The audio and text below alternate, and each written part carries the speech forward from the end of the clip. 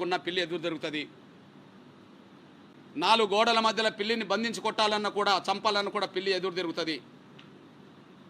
అందరికీ స్వేచ్ఛనిస్తాం కానీ దళితులకు మాత్రం ఇవ్వమని చెప్పి దళితులను వేధిస్తే, దళితుల హక్కులను తీసేసే ప్రయత్నం చేస్తే మౌనంగా ఉండలేరు. నేను నా దళిత క్రైస్తవ సమాజానికి నేను విజ్ఞప్తి చేస్తున్నా, గుర్తు చేస్తున్నా. దళితుల్లో నా మాల, మాదిగ, రెల్లి, ఇతర దళిత కులాలు ఉన్నాయి. మన మధ్యలో చిన్న చిన్న అంతరాలు, భిన్నాభిప్రాయాలు ఉంటే ఉండవచ్చు.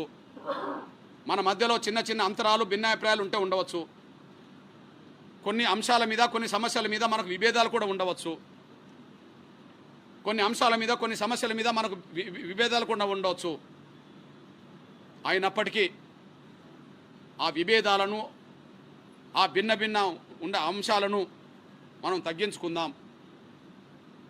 ఖచ్చితంగా మనం దళిత హిందువుల అస్తిత్వాన్ని, దళిత క్రైస్తవుల అస్తిత్వాన్ని